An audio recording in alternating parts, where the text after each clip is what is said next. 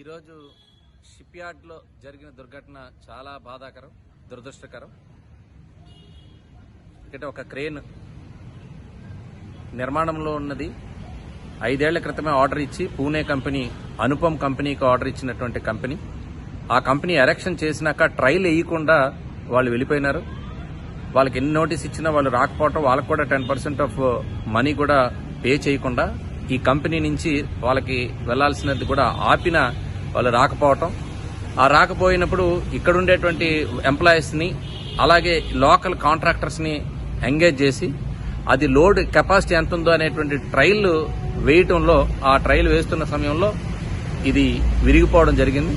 ఆ ప్రమాదంలో సుమారు కంపెనీ వాళ్ళు ఒక 4 చనిపోగా ఇప్పుడు ఉన్నటువంటి ప్రాథమిక సమాచారం ప్రకారం మొత్తం 11 మంది, మిగిలిన వారందరూ కూడా కాంట్రాక్ట్ కార్మికులు. కాబట్టి ఇంకా ఒకరిద్దరు ఇంకా శిథిలాల కింద ఉండేటువంటి అనుమానం కూడా ఉంది. ఇంకా అక్కడ రెస్క్యూ ఆపరేషన్స్ చేస్తున్నారు. ఏదైనా ఇది చాలా దుర్ఘటన, చాలా ఎందుకంటే షిప్ యార్డ్లు ఇంతకుముందు ఎప్పుడూ లేని విధంగా ఇలాంటి ఇన్సిడెంట్ జరగటం చాలా బాధాకరం.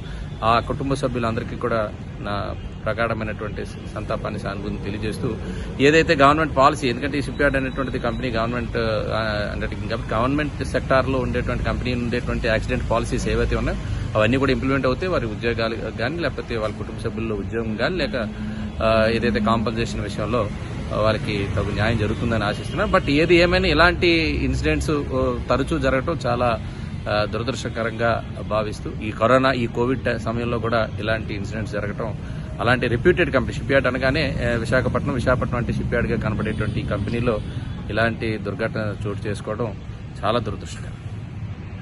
ఒక రెప్యూటెడ్ కంపెనీ ప్రధానమైనటువంటి డిమాండ్ ఏంటంటే, ఒక రెప్యూటెడ్ కంపెనీ అనుపమ్ కంపెనీ ఏదైతే క్రేన్ నిర్మాణంలో చూసినటువంటి కంపెనీ ట్రైల్ వేయకుండా ఇలా వెళ్ళిపోవడం అనేటువంటిది కానీ, లేదంటే ఏదైతే ప్రాథమిక నాకున్న సమాచారం ప్రకారం అక్కడ మేనేజ్మెంట్ చెప్పిన సమాచారం ప్రకారం ఆ కంపెనీ నిర్లక్ష్యం. ఎందుకంటే ఏదైతే క్రెయిన్ ఆర్డర్ తీసుకున్న తర్వాత, క్రెయిన్ నిర్మాణం అయిన తర్వాత దాన్ని ట్రైల్ వేసి హ్యాండ్ ఓవర్ చేయాల్సినటువంటి బాధ్యత వారికి ఉంటుంది. కాబట్టి ఆ ట్రైల్ వేయకపోవడం కూడా ఈ ప్రమాదానికి కారణం అనేటువంటి భావన అక్కడ కలుగుతుంది. కాబట్టి ఇన్వెస్టిగేషన్ అనేటువంటిది ప్రాథమికంగా అక్కడి నుంచి ఎంక్వైరీ చేస్తూ ఇప్పుడు ఏ లోపం అనేటువంటిది ఎంక్వైరీ చేసిన తర్వాత కానీ ఈ ప్రమాదానికి కారణాలు వెలికితీయాలని చెప్పి